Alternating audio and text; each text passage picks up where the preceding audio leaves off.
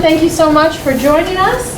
I'm going to briefly introduce our speaker today, but before I do so, we would like to acknowledge that St. Mary's University is located on the traditional and unceded land of the Mi'kmaq Nation. This territory is covered by the treaties of peace and friendship, which Mi'kmaq and Wolastoqiyik peoples first signed with the British Crown in 1725. These treaties did not deal with surrender of the lands and resources, but recognized Mi'kmaq and Wolastoqiyik titles and established the rules for what was to be an ongoing relationship. We are all treaty people. Our speaker today is Dr. David Feltmate, who is a professor of sociology at the Auburn University at Montgomery and holds a PhD in religious studies from the University of Waterloo. Some of us also know Dr. Feltmate as a member of our community here in the Department for the Study of Religion at St. Mary's. We were just speaking before this, and it turns out we were actually here at the same time, but didn't know each other, so this is really neat. So he's a specialist in the sociology of religion and popular culture, religion and humor, but I hear we're not going to hear too much about that today. We'll do a little bit of everything. And social theory. So he started his teaching career here in 2005, which is just one more thing to blame on Paul Bowlby. I didn't write that. I did. His presentation today is called So What Is It You Do? How Studying Sacredness and Sacralization at the Academic Margins Contributes to Central Questions in the Liberal Arts. So please join me in thanking Dr. Feltmate for being with us today. We really appreciate you traveling. We're excited to hear your talk. Thank you. Thank you. It's always nice to be thanked before you actually do something. Yes, thank you for inviting me. This is a wonderful homecoming, and it's really great to be back here at St. Mary's. And yes, Paul, this is all your fault. Okay, so why should anybody concentrate on studying religion in the year 2023? This is a pressing question for the people who honored me today with an invitation to speak, because it's an ever-present issue in universities across the continent, at least for those of us that study religion. Aside from those who show up to ask us why different religious groups hate each other whenever there's a war between people with different religious traditions, it's been my last 2 weeks, most of the time people take studying religion to be an endeavor with little value. In North America and Europe, attendance at religious services is declining, as is association with religious traditions that have historically been emblematic of what counts as religion in our contexts. If people are not caring at the rates they were in the past, why should we continue to study something that would appear to be declining in significance? Now, I'm not going to talk about religion statistics today, because that would expose me as a grumpy middle-aged man, which for the record I am. But I want to take a more hopeful track instead. I'm here to argue that if we break down the study of religion to one of its most fundamental elements, we can reframe what we do and help others to value our labor. Most significantly, I want to reframe our focus on a much maligned category in the study of religion, and that is sacredness. Note that I did not say the sacred. The definitive article is nothing if not an enemy of clear thinking in the contemporary study of religion. No, I want to return to a Durkheimian sense of sacredness as an ascribed category. There have been recent fits and starts with others calling for similar moves, most notably UCSB professor Ann Taves in her award-winning Religious Experience Reconsidered, who argues that we should focus on what she calls special things. But I think that sacredness is an important term.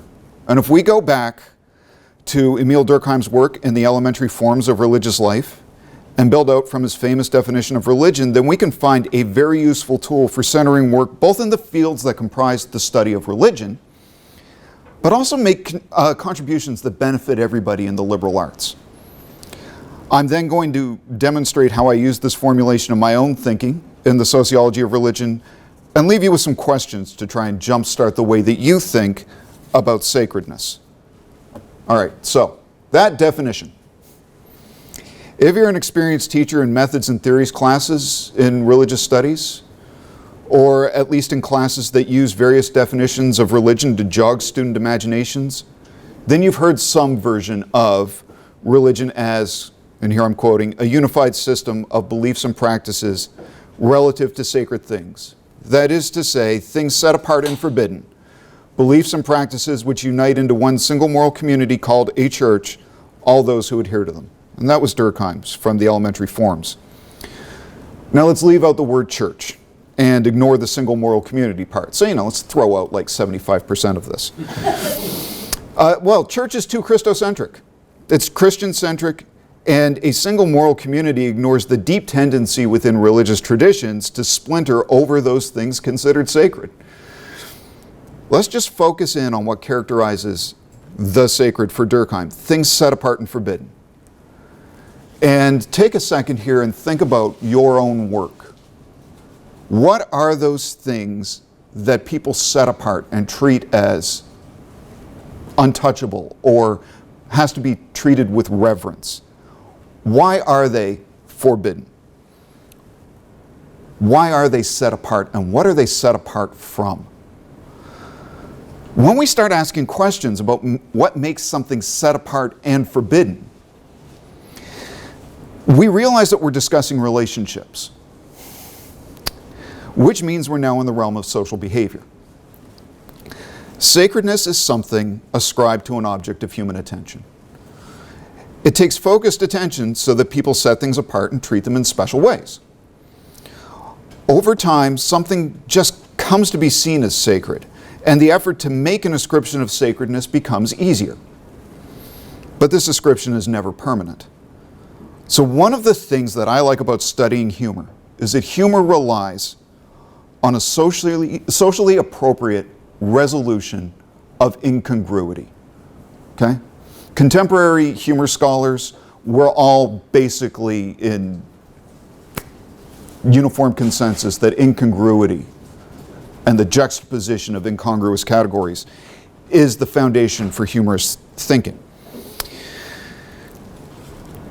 But juxtaposing categories calls their taken for granted nature into question, which is deeply unsettling for people who are committed to those categories and the way they order the world. Again, that disruption is something that I like because it forces us to take ownership of our ideas and the way we use them to live our lives. So for example, one of my favorite religion jokes goes like this. So there's a young man, and he's struggling in math class. His parents are at a loss. They tried everything. So they take him out of the public school and they send him to a fancy elite private school that has a great reputation for teaching math. And the kid fails test after test. Nothing's working. So they decide maybe he just needs to buckle down and really get some tough love, and they send him to military school. Nothing. Nothing. They're at wit's end, so they send him to the Catholic school. First week, he comes back with an A. Second week, back with an A. Mom looks at the kid and she says, "What is it? What did the Catholics do differently than the private school and the military school?" And the kid looks at his mom and he says, "When I walked in there and I saw the guy nailed to the plus sign, I knew they meant business."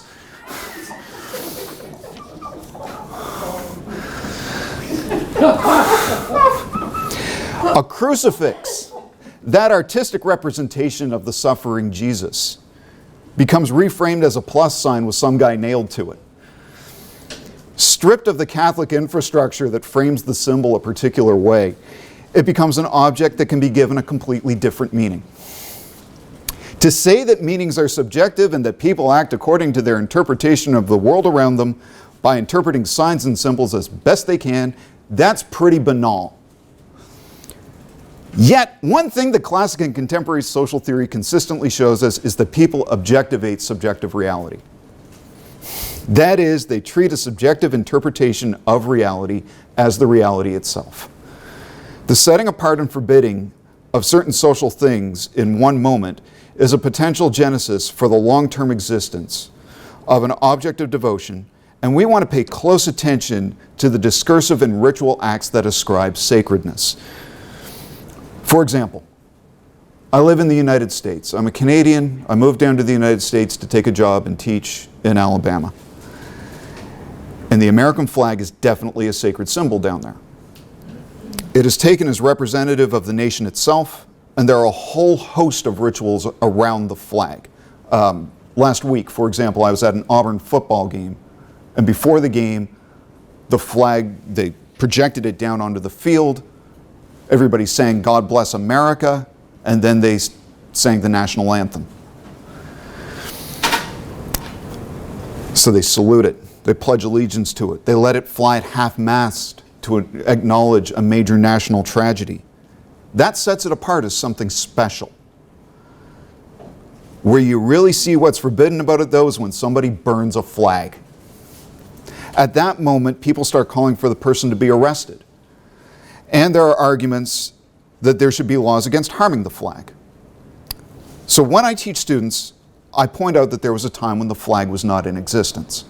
I also point out to them that the flag is a piece of multicolored fabric. They don't quite like the fact that I just keep saying it's a piece of multicolored fabric. It had to be created. It has to have periodic ritual activities to reassert its sacredness. And most importantly, those students have to be ritually trained to see and interpret the flag as more than that multicolored fabric. Inevitably, somebody in the classroom gets upset at this factual account. I mean, I can almost set my watch to it, and in fact, I intend to upset them. They know somebody who died for that flag. Or, I teach soldiers, or former soldiers. I've got one student right now that I'm thinking about in this moment who served a couple of tours of duty in Afghanistan and is in the business of processing what that meant, what his contribution and sacrifice means. And to see the flag as a flag makes the sacrifice that other people made ring hollow. They died for a nation.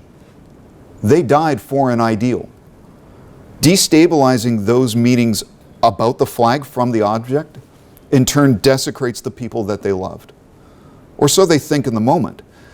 The things they value about their loved ones, the virtues they lived and died by, those characteristics are no less valuable because a sacred object loses its shine. But that connection that they made between the flag and the soldier, well, that's a very Durkheimian connection to make. Durkheim was onto something when he ended the elementary forms with the argument that sacredness is contagious. It makes meaningful connections between sacred objects and other things that have meaningful relationships with them. And in turn, the world starts to become more relevant through those relationships. What students experience are the very human equation of emotions, ideas, and motivations in an object that is symbolic. They just need to remember that the connection is not as obvious as they have been led to believe. Okay, so far, this is what I consider to be pretty basic stuff for religion scholars. Mind-blowing for people who haven't heard it before. I have to remember this every time I go to teach that somebody's mind gets blown in the classroom. But I expect this to be a fairly jaded crowd. The flag example, well, that's the first one that popped into my mind when I was writing this. We could have used others. I actually edited out a full-page rant on the Canadian national junior hockey team and how mad I still am at Marc-Andre Fleury for kicking the puck out to Patrick O'Sullivan in 2004, leading the U.S. to win their first gold medal and losing us that game. Anyway, that's another popular culture symbol, one which causes me to act in irrational ways. So we can save that discussion for the question period. That said, sacredness has a way of creeping into people's lives. All too often, we restrict our analysis of sacredness to contexts in which something has already been fixed as a sacred object. And so sacredness is taken for granted. We don't get the sense of playfulness that can come from making and ascribing that is involved in generating and developing an established sense of sacredness which others get to encounter as if it had always been there. The recognition of sacredness as an ascribed category and the infrastructures used to create and replicate sacredness as ascriptions to different objects is the first thing that religious studies faculties have to offer a liberal arts education, I think. Religious studies curricula often look like a disconnected jumble that are typically joined by some semblance of an admittedly unbalanced comparison amongst traditions that are considered valid under a world religions paradigm. We train scholars to specialize in some kind of topic and link it to a historically recognized group that fits the existing model. Doing so leads to a panoply of diverse approaches that crisscross a university's potential education. You might have courses on anthropology of religion topics based on Asian Buddhism, and a curriculum that also includes Catholic Christian ethics with a special emphasis on war and peace studies. Now, we've figured out how to make some semblance of peace with this, usually a mixture of genuine appreciation for one's colleagues combined with condescending passive aggressiveness. Well, why should they be different from any other department? But at the heart of everything is that we study what people have set apart and treated as special. Inherently then, religious studies is focused on special things and social things. Now, are we really focused on social things? Yes, we are, and each of us needs to have some grounding in human communities as collective projects, and a methodological and theoretical set of skills that draw out the collective projects that go into giving, sustaining, and destroying the life of ascribed sacredness.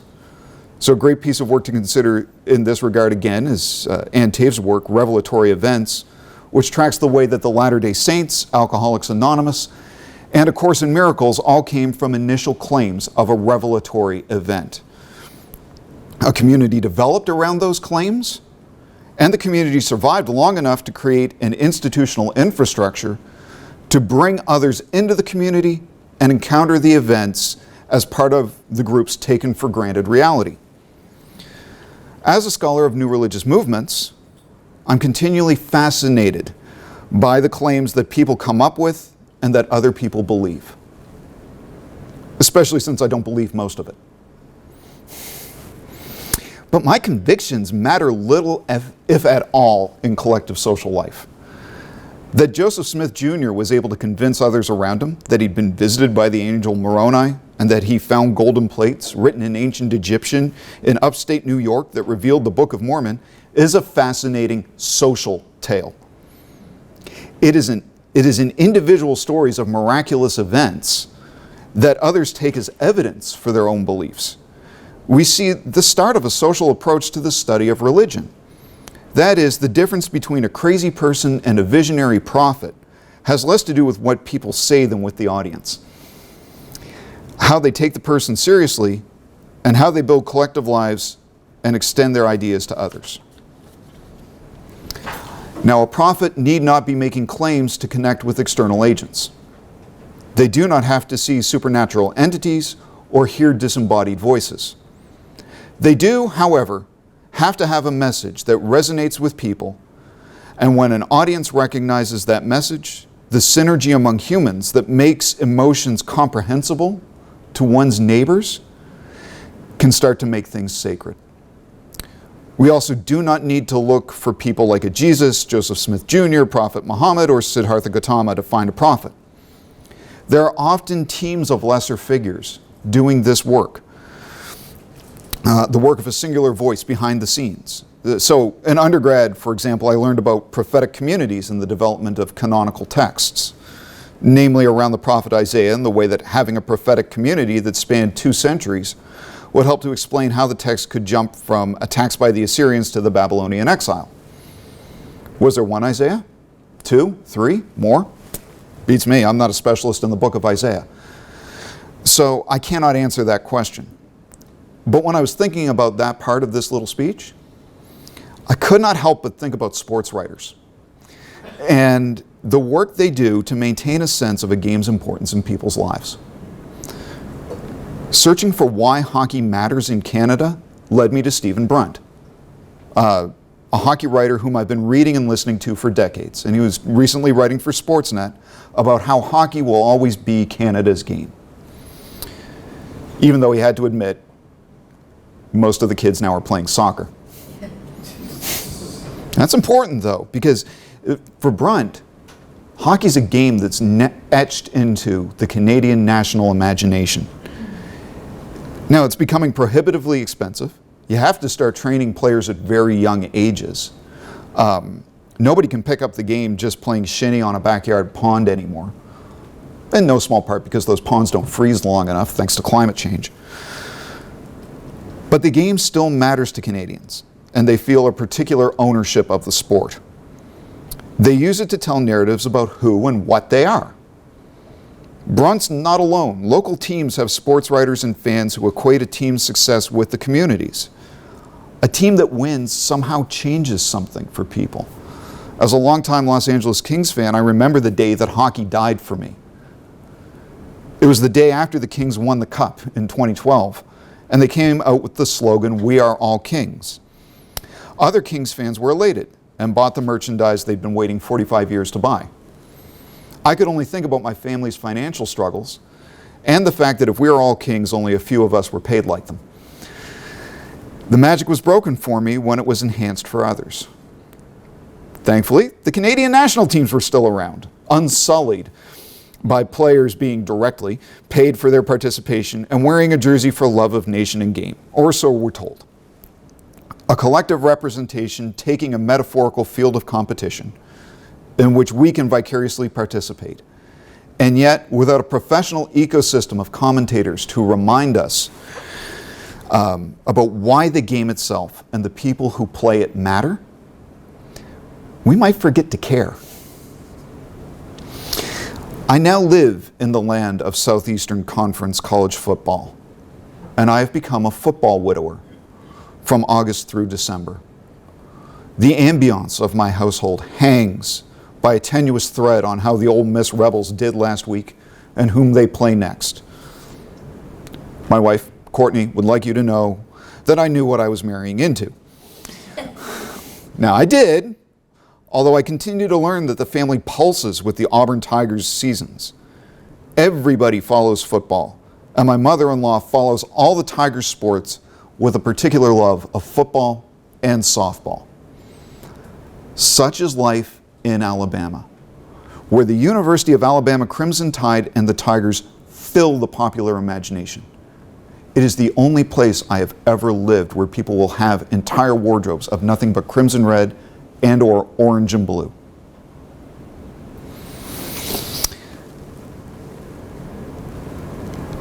It's a point of pride that the successes of these teams are somehow Alabama's successes. They fill what can be an otherwise dreary existence. Television and radio commentary all through the week, they just echo with it. And Saturday afternoons are devoted to the games. There's always debate and hype. There's always the question about what's going to happen next season and who got the 4-star recruits from some high school. In Toronto, it's the Maple Leafs, right? Here in Halifax, you get the Mooseheads. And here again, we're engaged in communities of people telling us that our collective identity and meaning is tied up in something else. That to participate in that thing, either directly or indirectly, is to connect with something greater than ourselves. Like communities of prophets keeping a tradition alive and writing down predictions that would prepare the larger community for God's promised return to a holy land, so there are teams of people keeping us together and a love alive for something else. And as I read that statement about, teams of prophets keeping a tradition alive and writing down predictions that will prepare the larger community for God's promised return to a holy land, we only need to think about Leafs writers who every year are convinced against all historical fact that that team is going to win.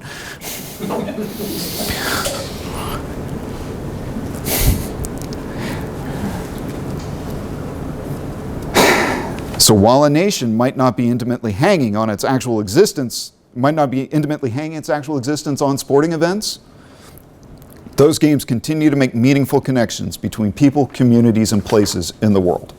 Okay, so far, this is a Durkheimian argument that combines a traditional study of religion with the study of religion and popular culture.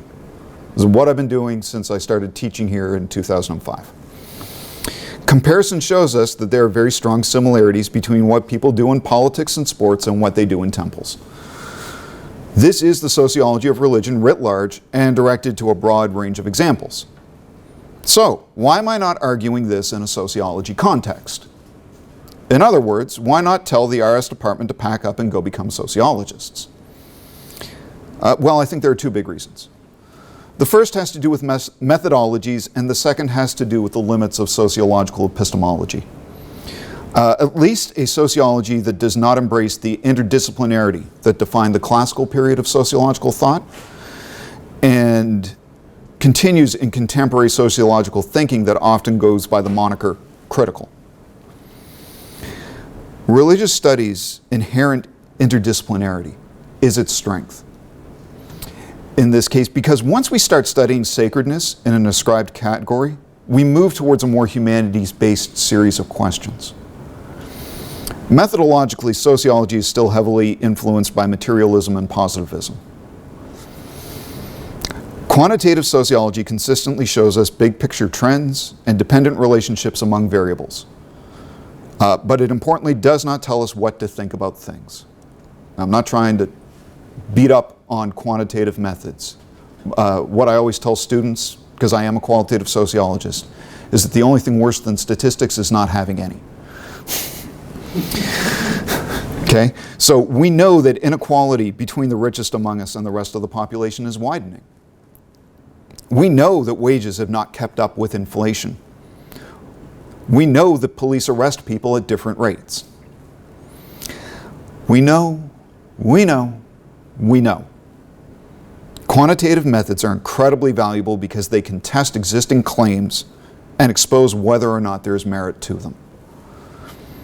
Sociology's qualitative methods, meanwhile, do an excellent job of showing us how the world is collectively constructed and how power relations are created and maintained. These methods do a good job of helping us to grasp the human interactions that make a believable world possible, but they don't do a great job, I think, of helping us to evaluate good and evil. They can explain what people do to make those things present, but sociology's methods lack an inherent moral direction in and of themselves. To acknowledge this limitation is not to dismiss the methods. It's just to say that it can only take us so far.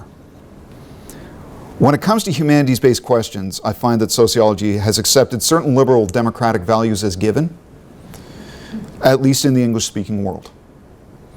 The difficult philosophical question of how then should we live has engagement as a policy question in the modern world, but addressing the moral questions as if they were unresolved is not really on the sociological agenda. Indeed, it would be career suicide to suggest that incarcerating racial minorities might be a good thing in the contemporary sociological world. By the way, I happen to think that we should not be incarcerating more racial minorities. But in the USA, questions about what justice means when there are so many inequalities in policing, incarceration, sentencing, and convictions raises deeply unsettling moral questions. Sociology is often at a loss for dealing with the unsettled sense that maybe justice is just a simple exercise in power, and that if you want justice, you should seize power and write laws that reflect your ideas. This view of the world is cynical and transactional, and it strikes people as cold and uninviting. That is, it's not sacred. At this point, a humanities-based education that takes seriously the questions of human flourishing, dignity, and trying to discern good from evil becomes invaluable. So, for example, I started studying new religious movements after I learned about what happened to the Branch Davidians in Waco, Texas in 1993. And I was struck by the U.S. government's willingness to kill the Davidians and destroy the crime scene. I realized with cold rationality that what was done to the Davidians could be done to me.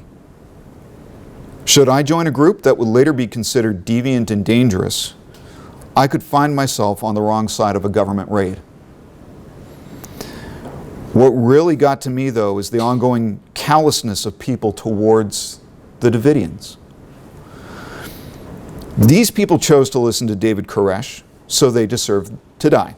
Or at least that's what people continue to say. The leader's stigma spreads across the whole group. Itself a sacredness that sets the people apart and dissolves their individuality into that of the leader.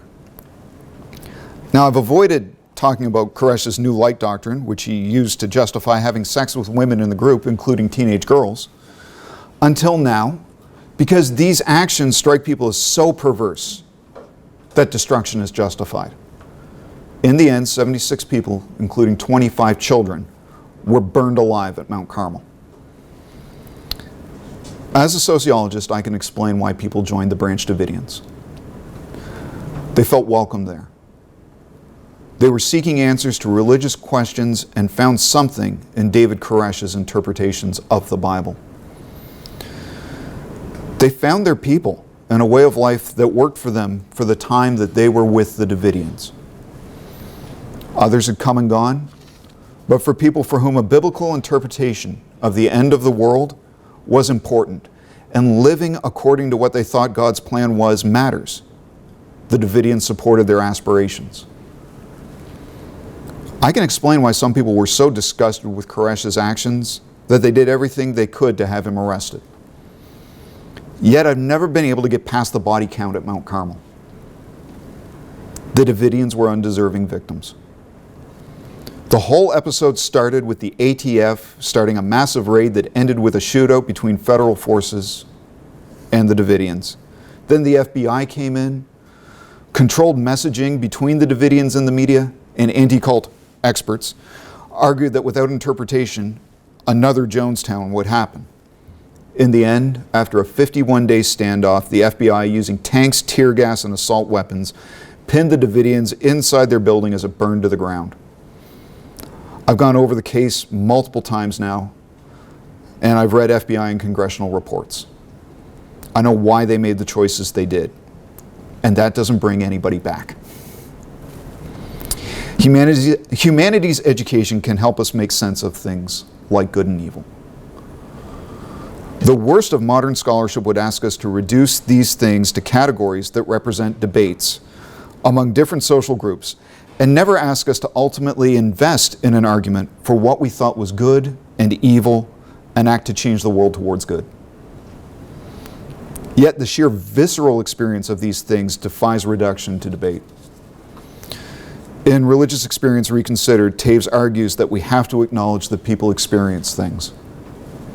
We feel them, we respond, we encounter. The social comes in when we have to make sense of those things for others, and our ability to make sense of them is often limited by our language. Yet the ability to encounter those things that transcend our everyday lives has been recognized across cultures as experiences to which we have to pay attention. When I think about the FBI punching a hole in the side of the Branch Davidians' home at Mount Carmel, pouring in flammable tear gas, and then firing upon people who tried to flee, I'm struck by how people who represented the government saw themselves as being in the right while the building caught fire and people were immolated. This was an act of great evil. Children were tear gassed. People were burned to death.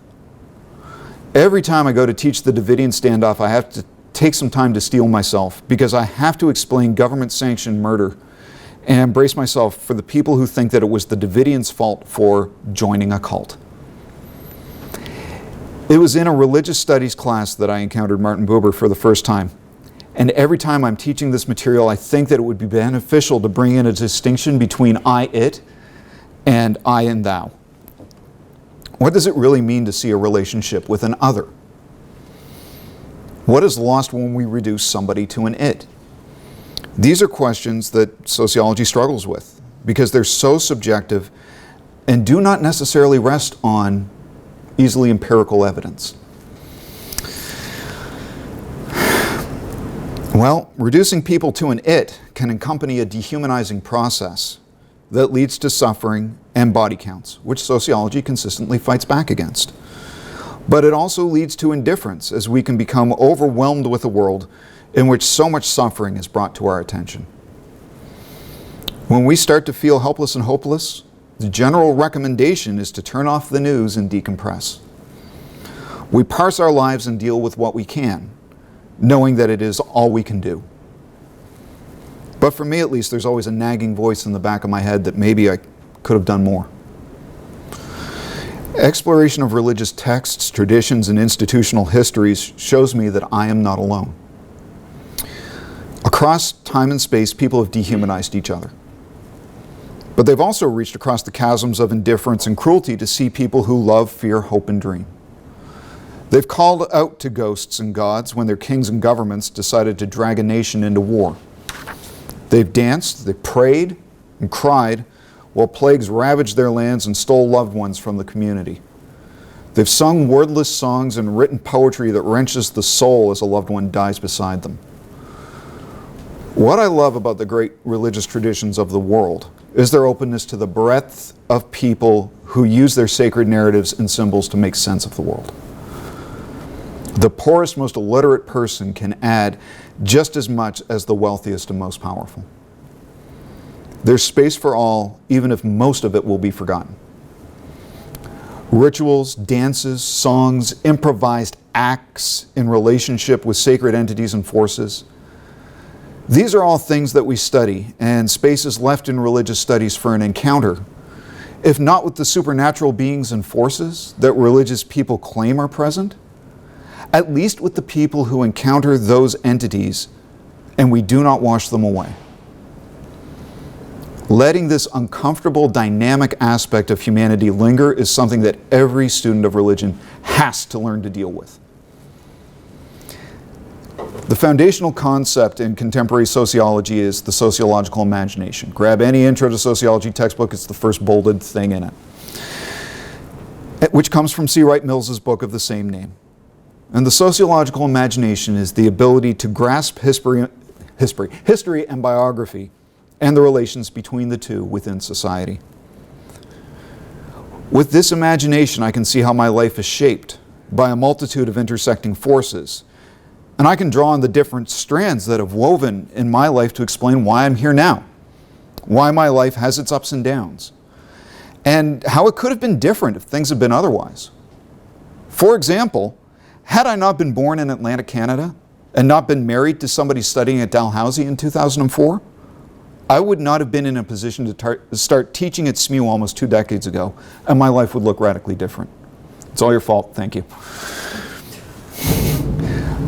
I would not be here today, addressing you this way, without my experience as an adjunct at this university that jump-started me towards my career.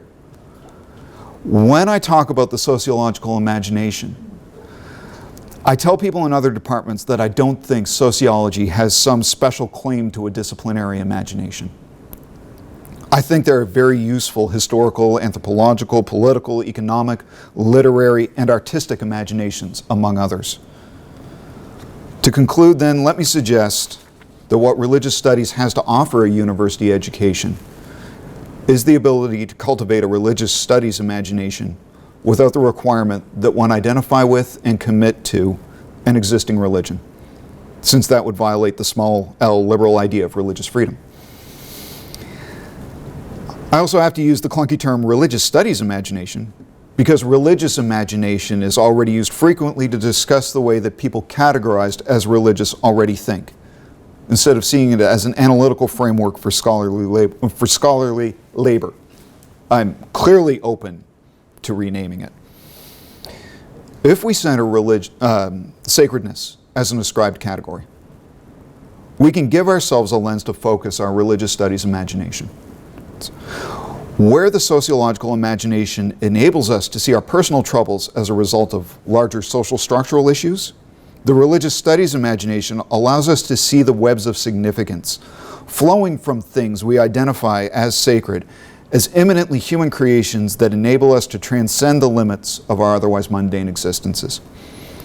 We share both meaningful worlds with significant others and the capacity for creating these worlds through ascribing sacredness to external entities, both real and imagined, with all humans. The hardest thing to develop in students is the ability to enter into somebody else's world in the fullness of its religiosity. For a great many people, sacredness ties their worlds together. Durkheim saw this in sacredness' contagiousness and the way that sacred symbols build connections upon which entire systems of meaningful knowledge could be based. When we realize that we all have this capacity, we can start to see how people can create worlds worth killing for. What religious studies brings to this conversation is the ability to see how people tie everything together in a way that transcends transactional human interests. The scholar of religion has to be something of a methodological and theoretical mutt. We borrow from everything because religious people and traditions use everything. There's nothing off limits so long as people are setting things apart and ascribing sacred status to them. But we also recognize that part of understanding this process is to know that we will participate in it as humans, and that's where the humanities dimension of religious studies is invaluable. If we are aware that we will set things apart as sacred, then it becomes incumbent upon us to own our decisions about why we would sacralize something.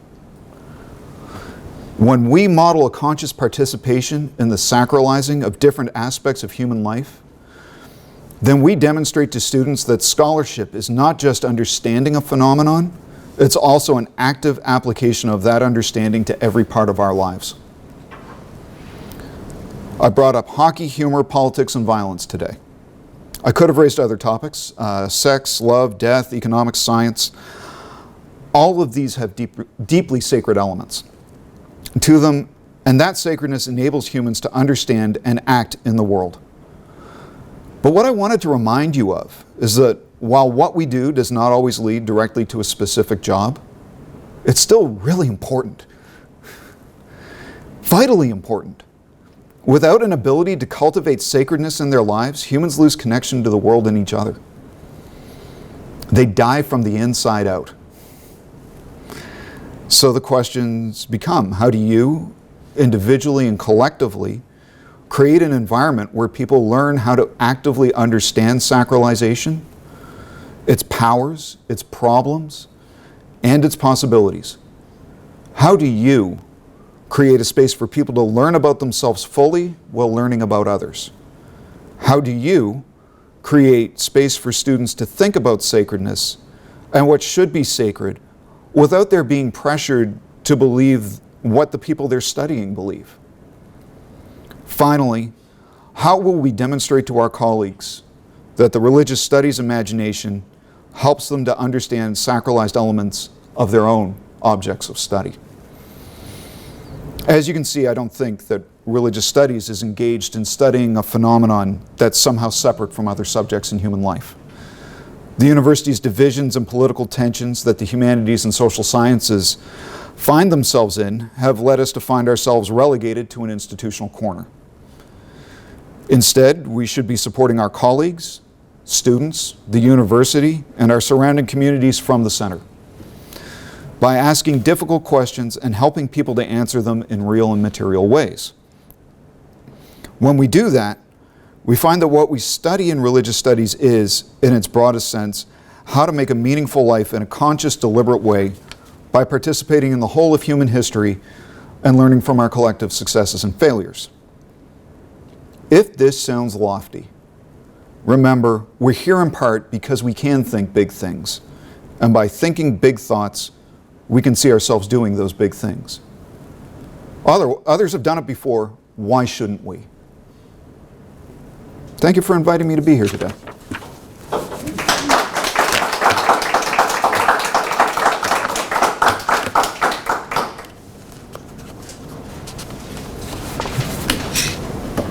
We open the floor to interrogation.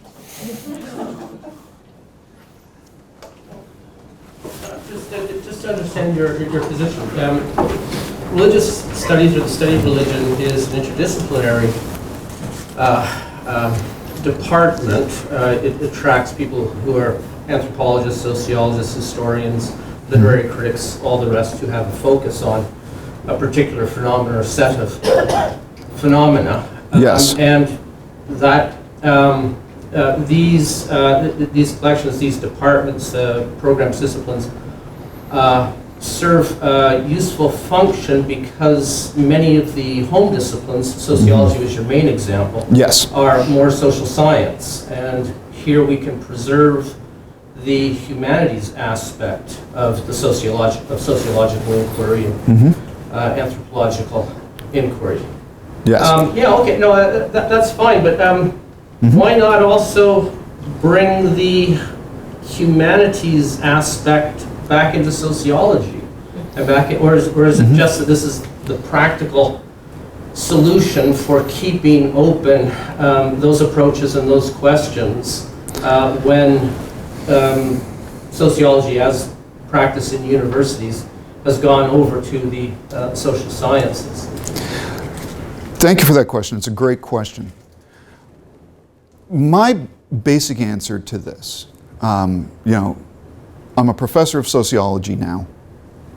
My PhD is in religious studies. I tell people my discipline is sociology, my field is religious studies, and I go to the field to act undisciplined. And I think that there is something about putting people in a proximate distance, right? So I was back upstairs in the religious studies offices here, and it's a small corner of the 5th floor, where if people keep their doors open, you can literally yell across at each other and have these kinds of literal, embodied, sustained conversations amongst people that are doing all of these different things. I also think, I could have made an argument for bringing ethical philosophy back in and making it a strong component of everybody's education. And maybe it's because I've been teaching evangelical Christians now, predominantly for the last 12 years in Alabama. But I think that the multifaceted encounter with both things like poetry, the literature, the philosophical thinking, theological thinking in religious traditions in conjunction with other things that characterizes what gets done in religious studies really helps to open up people's imaginations to some of the institutions in society that have really housed the development of this over thousands of years. At the end of the day, one of the best compliments that was paid to me early in my career was when a senior colleague looked at me in my early 30s and he said, "When did you become a grumpy old liberal arts professor?" And I said, "I've always been one. I'm just trapped in this dashingly handsome young body." I'm arguing for religious studies in part because I'm arguing for the people that are in religious studies. I would love to see a world where truly interdisciplinary majors built on student interests and needs could be developed. But we're at a point, where humanities and social sciences education and the insights that we bring and the arguments that we bring are under direct attack. I live this every day in my university. There are days where we sit down as faculty and ask, are we going to be allowed to teach about race next semester? Or will the legislature pass a law saying we can't?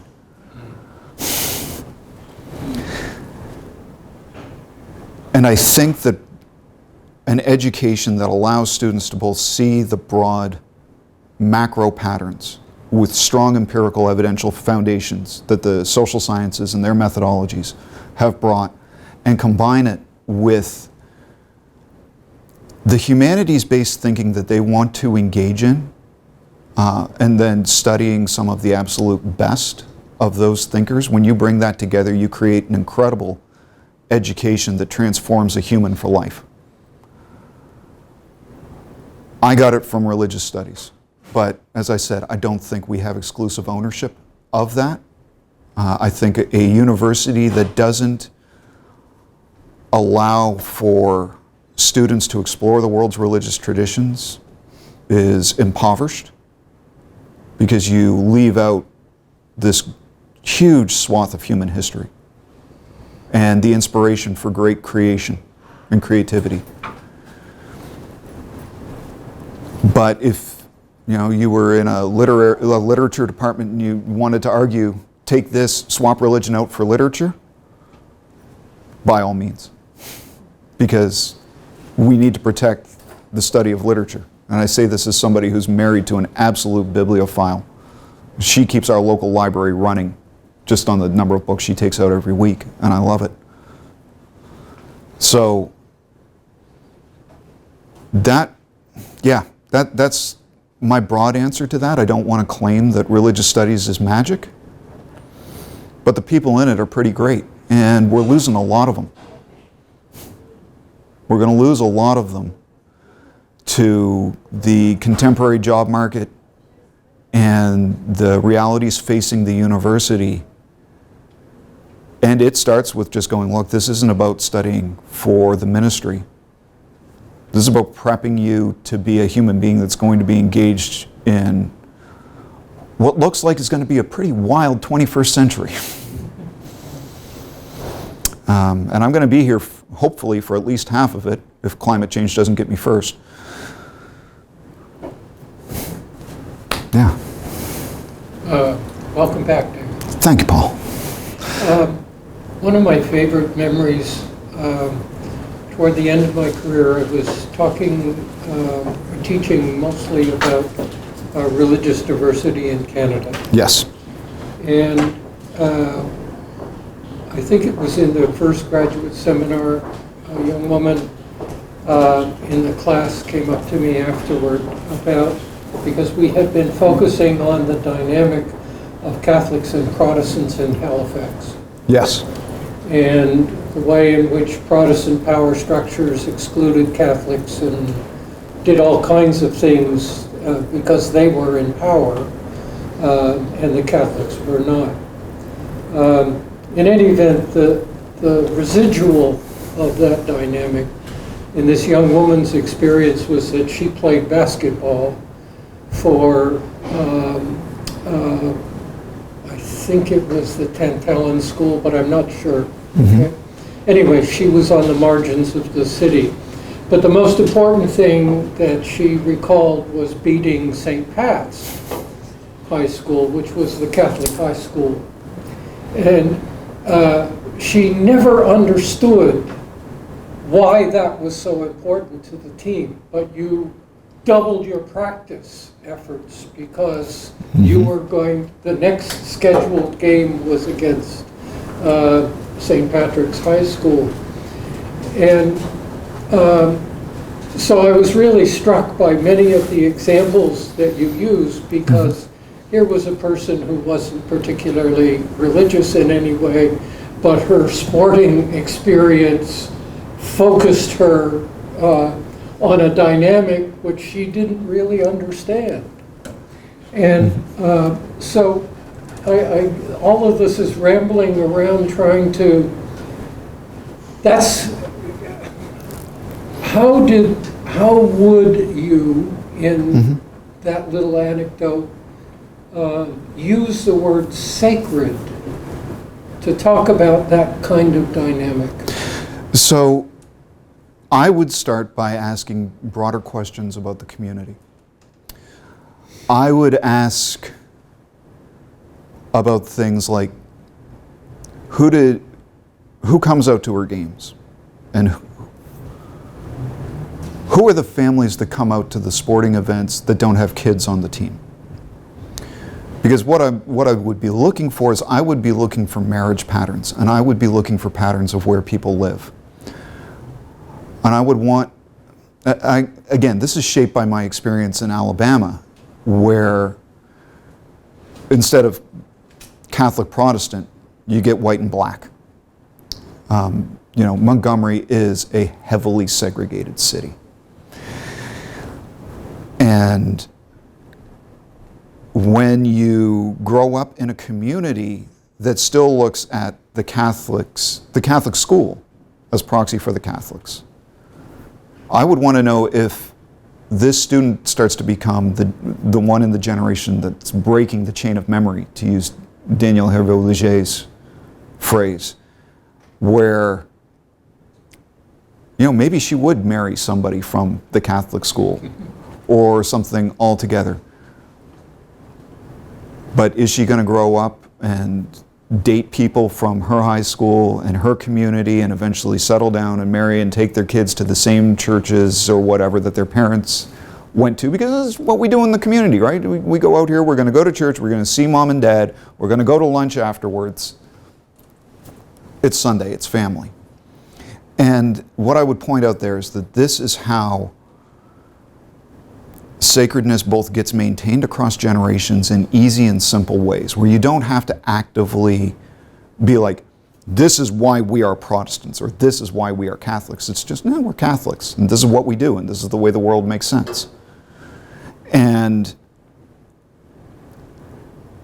that makes it easy to maintain day to day, but it also makes it easy to break in a context of pluralism when people haven't been raised to own the answers for why they think and believe what they do.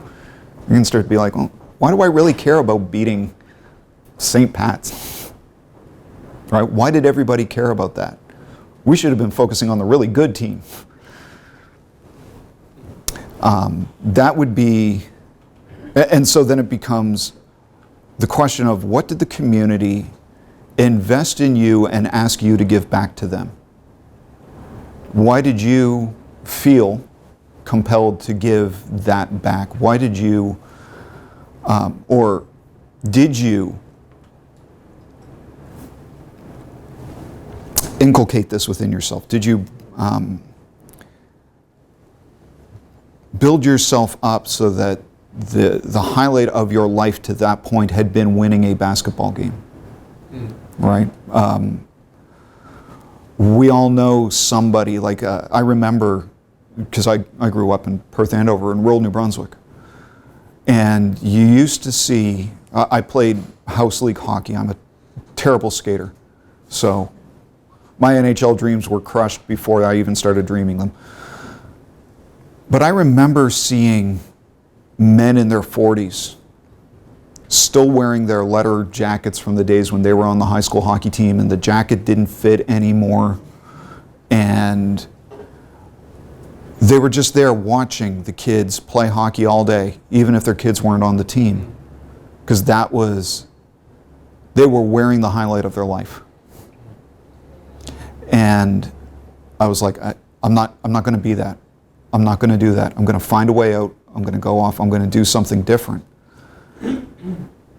But boy, when they were there and they were invested in that high school hockey team, and they were wearing that jacket around town, and they were wearing those jerseys, for a couple of years of their lives, they were heroes.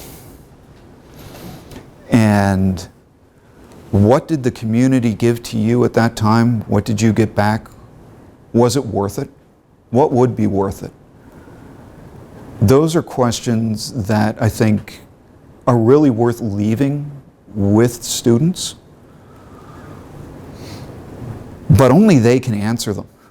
And that's what I love about those questions, is I don't have answers, I just have processes for answering them, and I want to see somebody engage in that and create the answer out of themselves. And there's a real beauty in watching a human come out of the process of answering the question that sometimes is more important, I think, than the answer. So that's how I would have approached that question using the stuff that I was talking about today. I'm very interested in, if you teach, as you describe your students, many Yes. of them are evangelical, Yes. liberalist Christians, whatever you want to call it. I mean, that's an extremely important political group. Yes. They belong to. Mm-hmm. And as soon as you mentioned it, I get all things flying off in my head about Yes. good and bad about this. Mm-hmm. And how people are tagged because of that, Mm-hmm. and all the things that go with it, that Yes. in the United States, but also here. Oh, yeah. So I'm just interested in how that approach that you're talking about interacts with their beliefs and settings. I mean, having taught here a number of years, I've had maybe at most 12 students who would be of such a commitment, because most of them wouldn't have taken my classes. But when they did, whether or not I convinced them of anything, I severely doubt. But I just wonder how you interact and what you see among young people who claim to belong to that sacred group. Because obviously they have a set of sacrality that I don't have, for example. I have an extremely valuable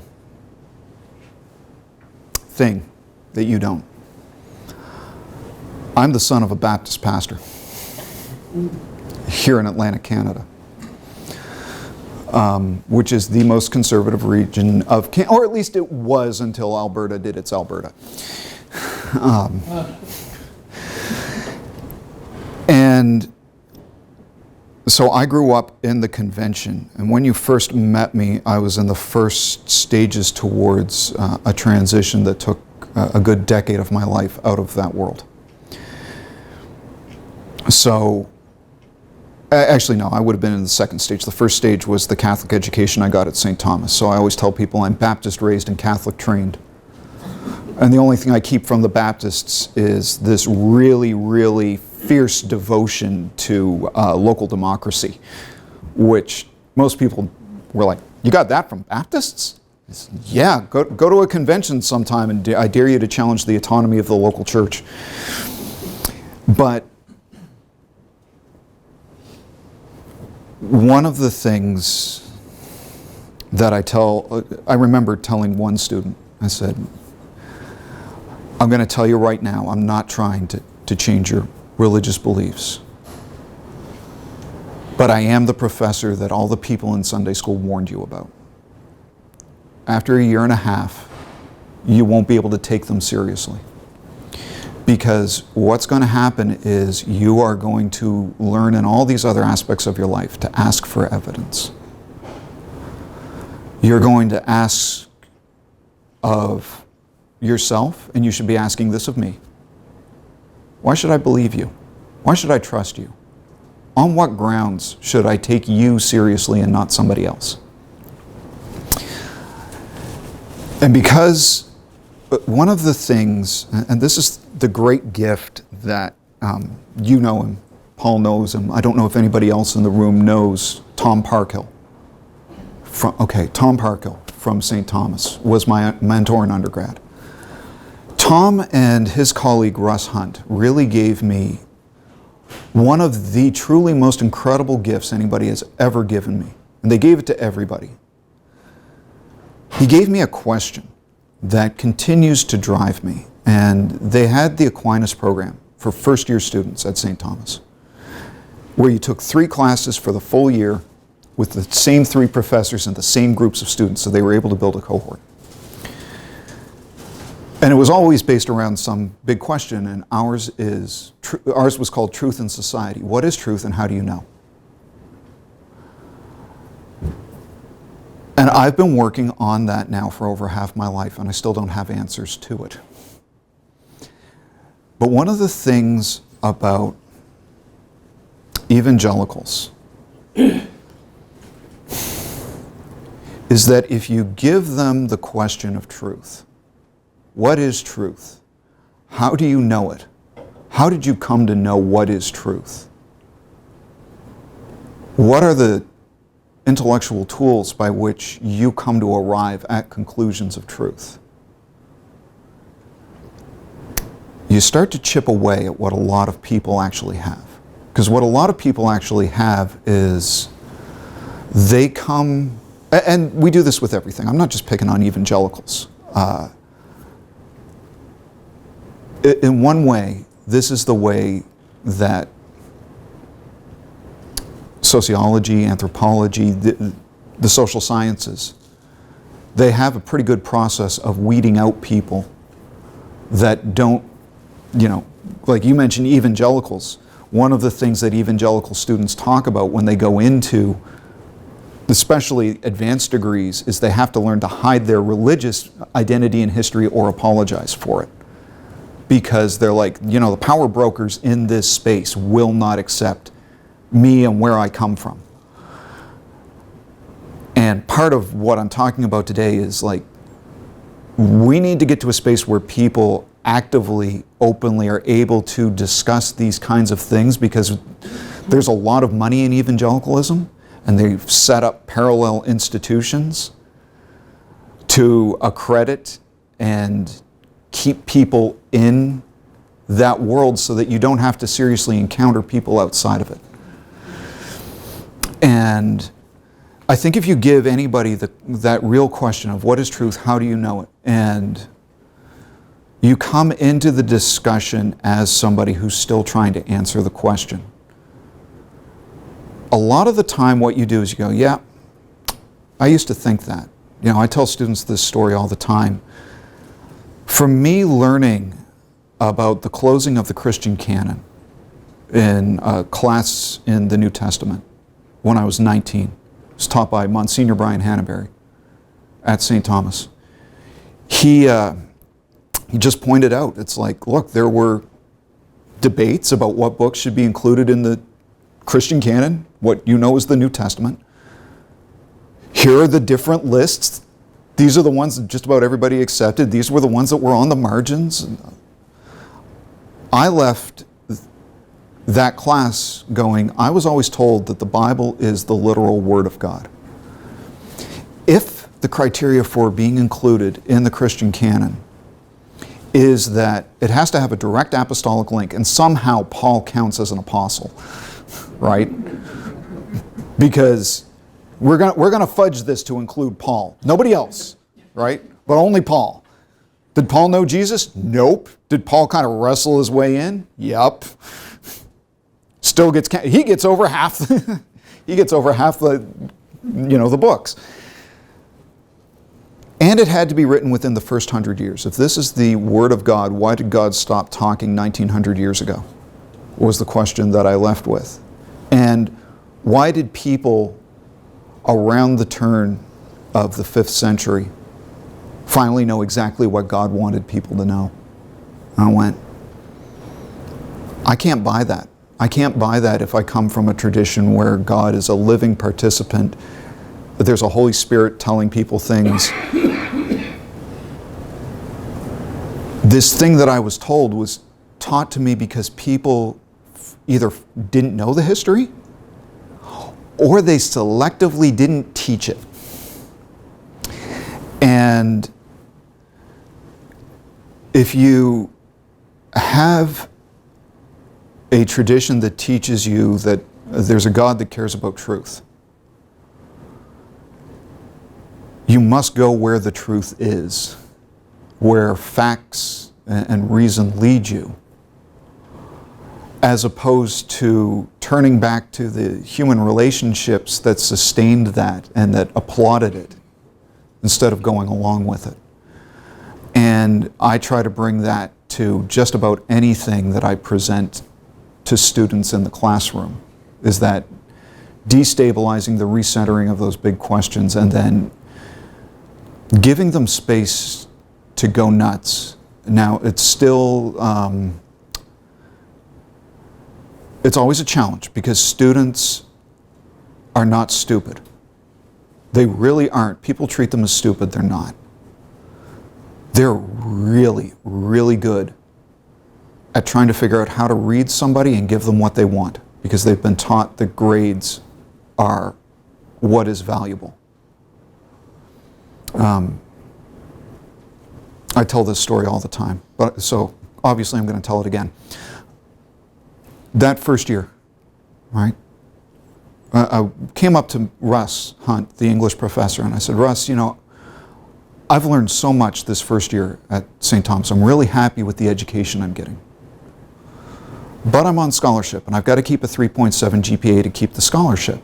And I'm always worried about grades. Do you have any advice for me? And he rolled his eyes and he said, okay, Dave, I'm going to tell you something.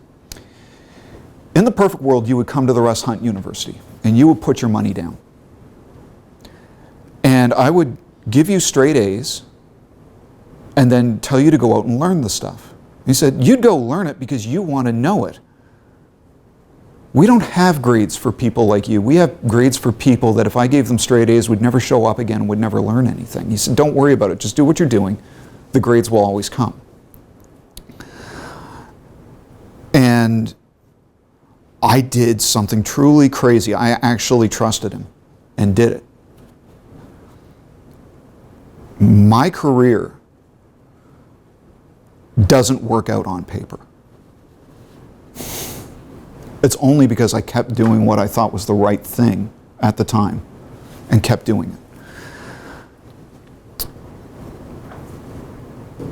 For so many of our students, you've got to ensure that you tell them the strategies you have to catch yourself when that, like, I hear the word evangelical and all this stuff rises up within me. For me, I know that if a student makes a really good faith argument on something that I deeply disagree with, what I find myself doing is starting to write counter arguments in the margins of their papers. The minute that I start doing that, I just make sure that they followed through on the logic, and they're going to get probably either an A or at worst a B+. Because what they have done is that engaging the world the way and evidence the way that they see it presented, interpreted through a particular framework with sound logic, I moved from treating them as somebody who I have to train to somebody who I am now engaged in a conversation with. The training is over, now the refining of the ideas begins. If you start treating somebody like a junior colleague, they just got an A. And at that point, you really encourage the best and brightest to start exploring the world. They may come up with answers that you don't like. The scariest thing about liberal arts education is that you train somebody to be really good at something you truly hate. But you do it because that person is worth doing it. That person, because they're that person, is worth investing everything you have in. And then you go out there and you just toast their ideas. Right? But you maintain and you really, it's always the hardest to maintain the respect for the people that we find disgusting because we find them dangerous in the ideas that they hold. Everybody in here should have changed their mind on something substantive at least once in their lives. If you can change your mind, why can't somebody else? And if you can be given the space to change your mind, and good mind changing takes years. 2 teaching time frames, 14 weeks, 18 months. 14 weeks, what can I teach a student in 14 weeks so I can slap a grade on their transcript, send them on their merry way? It's the only thing I'm ever evaluated on, and it's the least important part of my job as a teacher. The real question is, in 18 months, will they be walking through the quad or in another classroom somewhere, and they'll go, that's what Feltmate was talking about. Oh crap. And this is what Bowlby was talking about. And this is what's going on in this class, right? Oh, now I get it. I remember the first time that happened to me, and it was 18 months after into my university career, right at the start of second semester, and now it happens just like clockwork, where you got to get out ahead of it. Okay, I'm pretty good at this. I can narrow it down to about 12 months, but it still takes that depth and length of time. So if you're really going to teach people, you got to be in there for the worst parts of them to bring out the best parts of them. Now, if they're a truly, truly horrible human being, shuttle them off on another major or something. But they're very, very few and far between. Long-winded answers, but that's what I peddle in.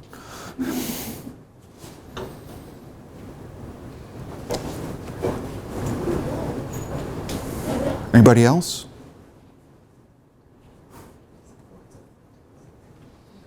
I like thoughts. Look, I'm around all afternoon. Right? Poor Mary. Hi, Mary from the past. Well, yes? What about the ubiquity and necessity of sacred things? I wonder whether you exaggerate. will you find sacred things in any community? Well, I Are there find ways of organizing communities and meaningful human relations that don't have sacred things among them? so. Before I make the great positivist mistake and say no, they all have sacred things, I'm going to take the post-positivist approach and say I don't know of any. So I it's don't. not, it wouldn't just be definitional. You know, here's the thing around which we congregate, therefore it's sacred. No, for me, it's really in the processes by which people set things apart and then use them to create meaningful relationships and understandings of the world. That's why I say it's an ascribed status. It's something that people put onto something else and teach others to identify there. And anything could be sacred, but nothing is inherently sacred. Right, but it's not just a symbol, No. right? So this, It's in the relationships that people have with each other as mediated through those symbols. right. Well, think about sports again. Now, Yes. I think you're right that we can identify sacred things within sports within certain communities. But certainly there are people interested in sports, maybe not who play themselves, Yeah. and they'll select their team on grounds of the style in which the team plays. This is, the way in which I'm invested in the sport, and that's a really ugly way of playing it.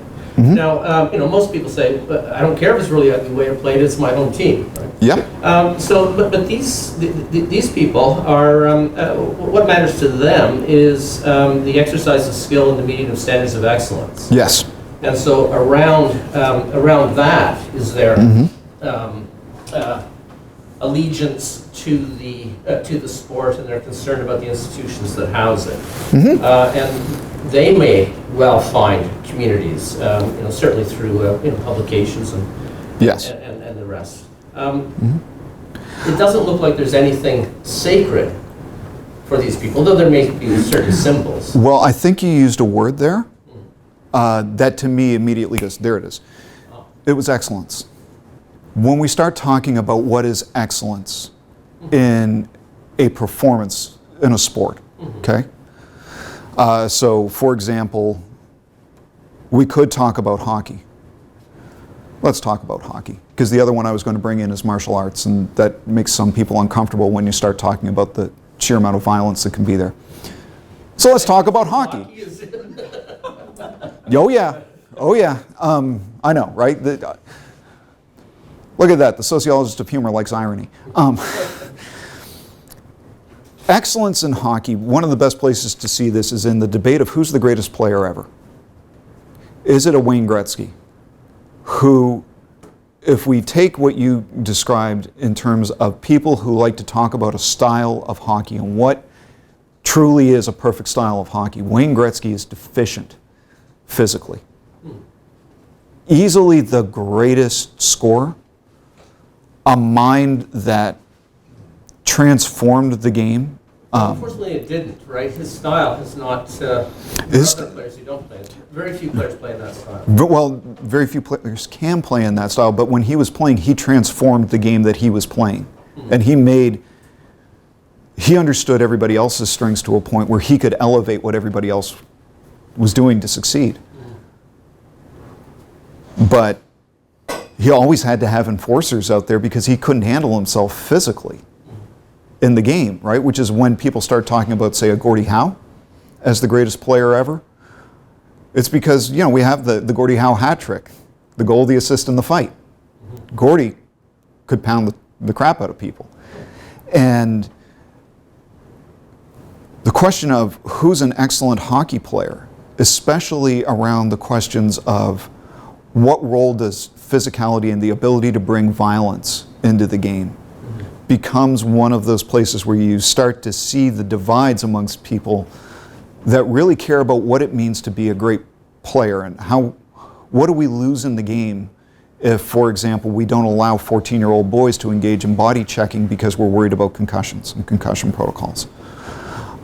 What have we sacrificed in doing that through the lens of excellence, it starts to spread out into where we're stealing excellence and the potential of excellence from other people in trying to craft a different style of game.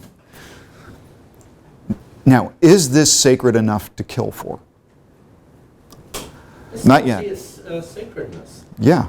No, I don't see it as sacredness yet. Okay. But that wasn't the concept of excellence. I meant meeting standards of excellence. Okay. Standards of excellence with regard to, say, passing. Standards of excellence with regard to, say, deking the goalie. Okay. Team play. Standards of excellence. So, but with your concept of excellence, that's fine too. But I don't see how that's setting apart and treating differently and sacred. I think that what we do is we start with setting something apart and then look at the way that it changes the relationships that those people that commit to that have with other people around them and how that starts to organize their lives. And this goes to one of the things that I said in passing briefly. We sometimes see how sacredness gets destroyed or how it fails to take. So, yeah, I can absolutely see contexts where, like right now, I'm enjoying this conversation. There's a sociologist, Randall Collins. He uses Durkheim's ideas. He calls them social heat in interaction rituals. So right now we're engaging in an academic interaction ritual. I'm talking to you, you're feeding back to me, we're trying to understand each other. No, we're trying to establish the truth. Well, like I said, I don't have any good answers to that question yet. But that doesn't stop me from trying.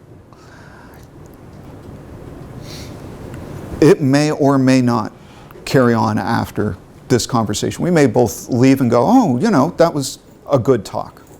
I enjoyed that. That was a good way to spend a Friday afternoon. I know I will. I can't speak for you. And that might be the end of it. I would look at this and I would say, well, you know, nothing truly sacred came of that, except maybe I could use it to establish the long-standing hope that academics can actually sit down in a room and talk and have disagreements and try to understand each other. And that's a pretty good model for anybody trying to understand anything in the world. You know, hopefully we can model that right here. But if we were trying to create a sacred community, yeah, that would absolutely be a failure, and it wouldn't have happened.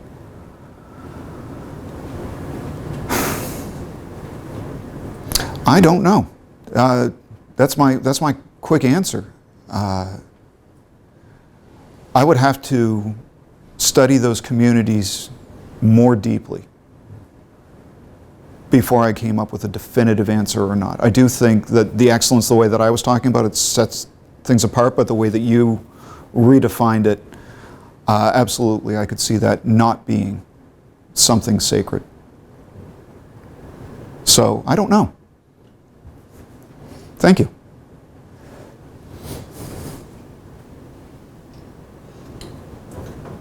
I think my concern is when the authorities get involved. Yes. A number of years ago, there was a crisis in Oka. I was there. Okay. The village of Oka, which is Catholic and French-speaking, wanted to enlarge their golf course, and they were going to take over the Pines. Now, Kanastaki is Protestant and English-speaking Mohawks. The Pines are sacred. The Pines are sacred not because they grew on themselves, but because 2 generations, about 1910, their grandfathers had planted the pines there. And so the Mohawks, particularly the women, barricaded the road to the golf course. The problem has really escalated when the Sûreté Québec and the Quebec police force came and challenged them with their tear gas, the guns, the works. Yes. And then it escalated from there. So here you have the sacred pines, and you have the authorities escalating it. So eventually they bring in the army, people die, it's a mess. Yes. I was there. I saw it happen from the inside. Mm-hmm. What are the brakes that you can put on the authorities? And maybe, you know, we see this happening in the Mideast, in Palestine and Israel at the moment. It's when it escalates into a larger, and it started over something fairly simple. Mm-hmm. Some pine trees. Do I ever wish I had a three-step solution for you? I'm sure you don't. No, I don't. No, but it really shows. Escalation. It's escalation, and it shows what happens when multiple parties who have multiple senses of sacredness and their identities wrapped up in it. And, you know, one of the things, it's kind of there in my discussion of the Branch Davidians, but it's quite similar, but one of the things that I didn't draw out is the way that when you get different communities that have different senses of sacredness, and you get multiple communities in there that are so busy trying to save face and their power and their authority, you need somebody with greater power and authority to at least step in and say, okay, stop. And what happens when that entity doesn't exist and can't enforce its view of sacredness on the world? We end up in substantial conflict, right? This is where the limits as a sociologist really hit me, because without advocating, and I don't, again, know what the specific answer is for this question, because you've got to find a way to negotiate among two separate indigenous bands or tribes, communities. Two different communities. Two different communities, okay. Plus a provincial government. And then the federal government. And then the federal government, in the context of also changing in national relations with indigenous peoples and scholars. You know, thank you for the land rights acknowledgement, because I always forget to put those in there, largely because my university never does them. I don't even think we have one. I question that to some degree. We're going to always acknowledge that the land. Why aren't we going to give it back? Yep. Well, that's always my question. I can only say the thing. Yeah, right.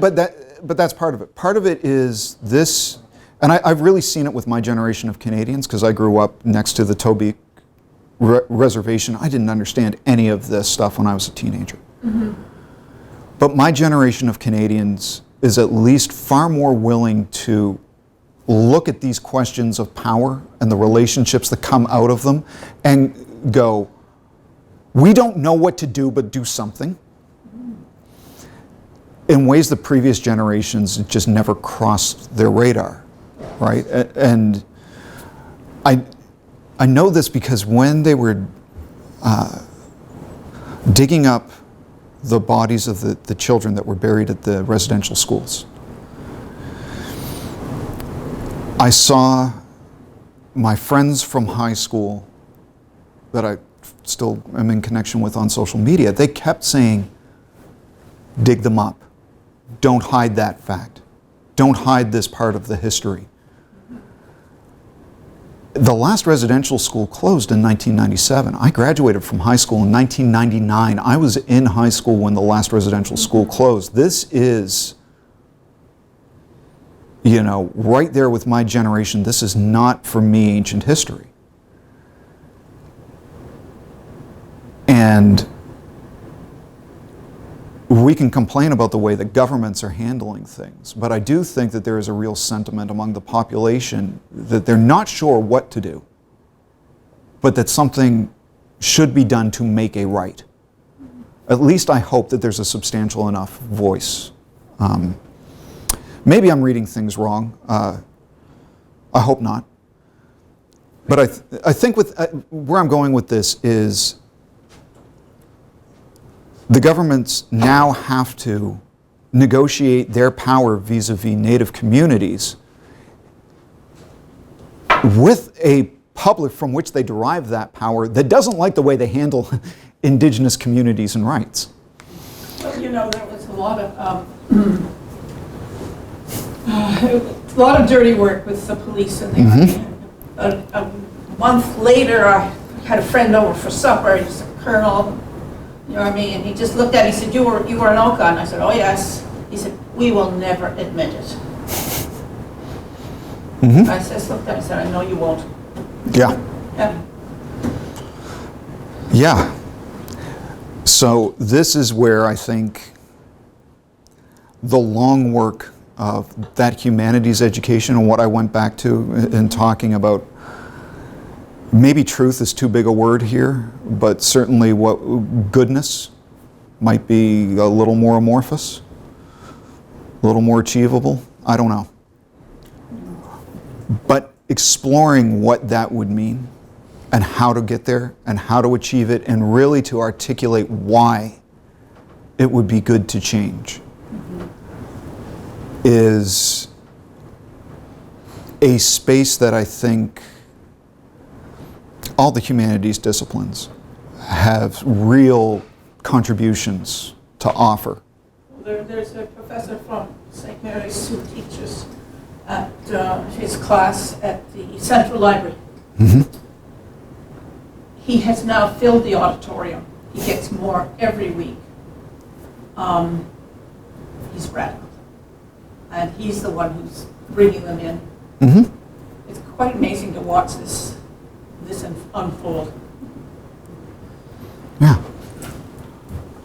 So I actually think that like the answer to a lot of what we're talking about and around comes back to your central point, which is that the value of recognizing sacrality as socially constructed is precisely that it's not only rooted in experience and community, all of that, but that it's not neutral. Power is always at play in that construction. So for me, I mean, thinking about like what I do pedagogically in this light, like I kind of started definitely because I did the contemporary culture class and I talked a lot about implicit religion and things like this. Yes. And then like when I still do the violence class, I took Durkheim out and we can talk some more about that too. No, that's fine. And when I did teach him, it was around like collective effervescent and like the dangers of religious experience in community, which you also went to, But then now I feel like I teach it in and through, except I don't frame it this way. But when I teach like monsters, I'm teaching the profane. And it's a way of getting at how what we understand and construct as sacred hinges upon the construction of otherness that's like not recognized. So when you have competing constructions of sacredness, like an Oka, right? Then the way to think through that is to acknowledge that they're both socially constructed and deconstruct power and marginality in both of those. So like with the Quebec police force, like their authority and the sacredness of whatever nation police, right, hinges on the construction of that other community as like the monstrous other. And that community has been victimized systemically by this other sacredness. So like that's how you deconstruct those authorities, right? Yes. And understanding sacredness as constructed is the key to do that. And there's a couple things to put in there. There's lots of things. Well, no. Let's take what you're doing because I mean I agree with you. But I also wonder because even Durkheim himself is hinging his understanding of religion on primitive or like profane peoples in his mind. Yes, which is why, I presented on Durkheim at the AAR a decade ago. Oh, I'm just wondering, like really. And I said, the amazing thing about the elementary forms is it's filled with brilliant ideas and would never get published today because of the terrible anthropology in it. Right? I think one of the problems with the way that Durkheim gets encountered by a lot of people is you don't read the full 450 pages, especially of the Karen Fields translation of the Elementary Forms of Religious Life.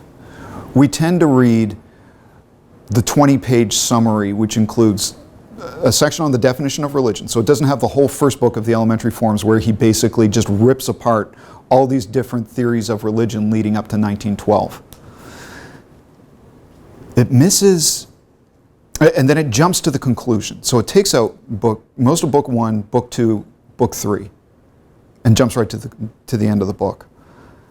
And what you miss in there is, for me, chapter 7 of book 2 is, whenever I go to give a presentation like this, I always go back and reread that chapter, because in that chapter is where he really lays out the sense of dynamic energy that is involved in sacredness. And what I was going to say is, yes, it's socially constructed, but it's a persistent dynamic construction.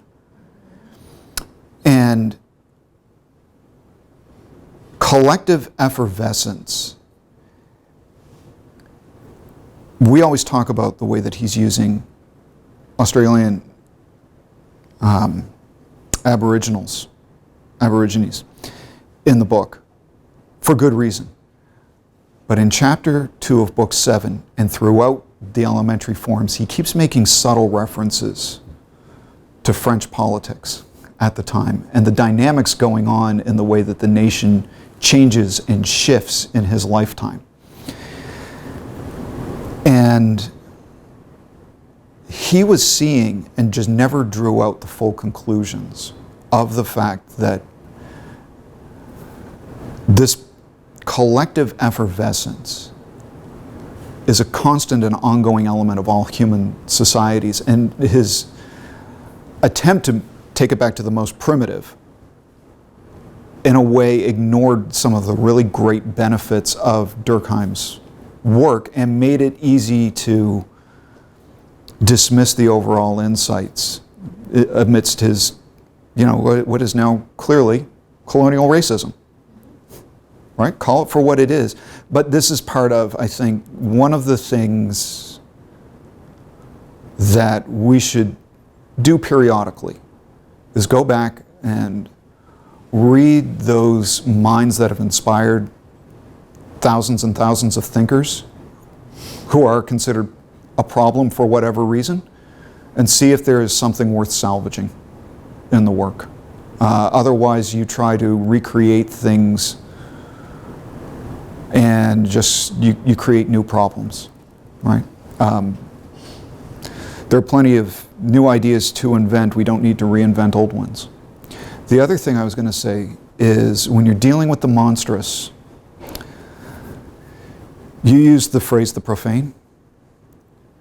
One of the things that I said in Drawn to the Gods, my book on The Simpsons, South Park, and Family Guy, and I think you're using it in the right sense, but because I use sacralization, the term I use is profanation. You're actively profaning and making something less sacred. You're sucking away those elements that you would ascribe as sacred to those people to make them even less. So I think that the missing category from Durkheim's dichotomy is the mundane, the stuff that we don't recognize every day, that's just like there. Mm-hmm. What do we not pay attention to? For example, until I drew my attention to it, now I'm drawing your attention to it. Did anybody think about the carpeting in this room? Right? It's just mundane. It's like, yeah, we're in a room, there's a carpet on the floor. Has no real meaning to us.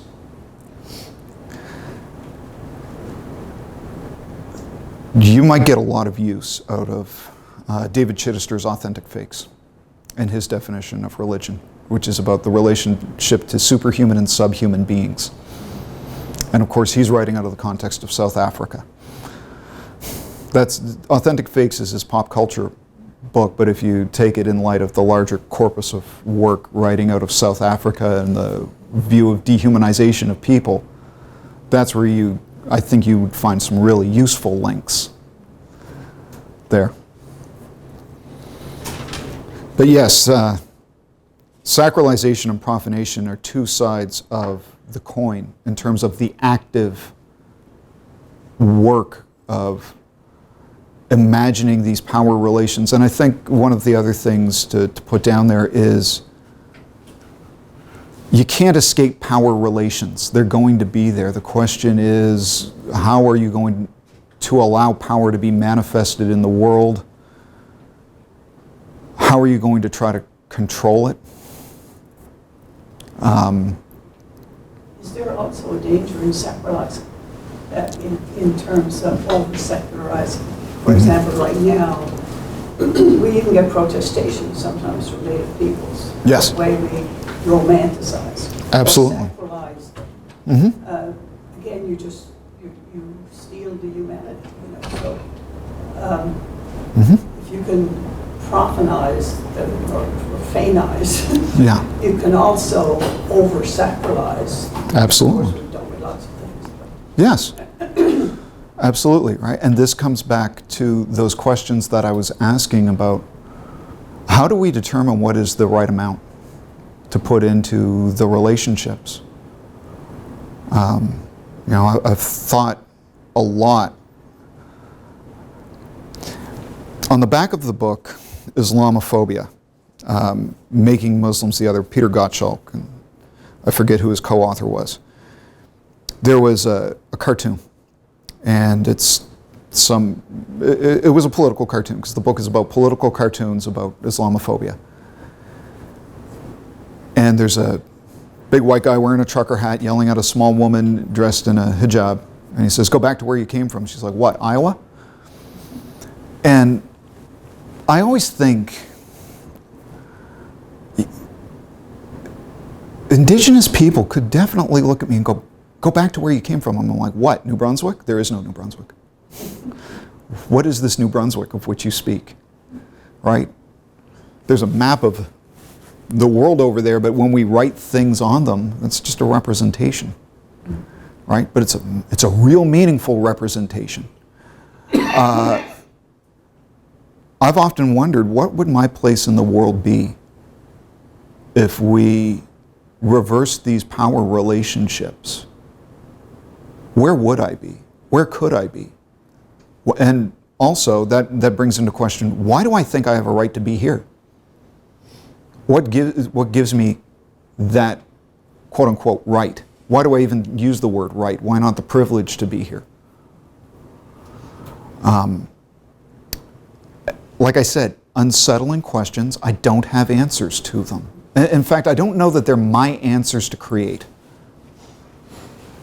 In the sense that I don't know that I want the answer to be attached to any one person, as opposed to sort of a collective consent. Again, there's that collective effervescence, and man, it sounds scary even saying it. But that's life with other people. It's scary and it's beautiful. Oh, that's a good last thought. Maybe. I don't know. Right? Are you saying we're done? Is that what you're saying? I did want to wrap up, but then Yeah. that thought just kind of... So I don't know. Okay, great. Yeah, I'll be hung by my own ideas. That's probably the way it works. Thank you. But thank you all so much. Thank you, Thank David. It was wonderful. Lovely to have you. Please take food. Yes. Yes. There's food left. Especially if you're a student, if Yeah. any students showed up.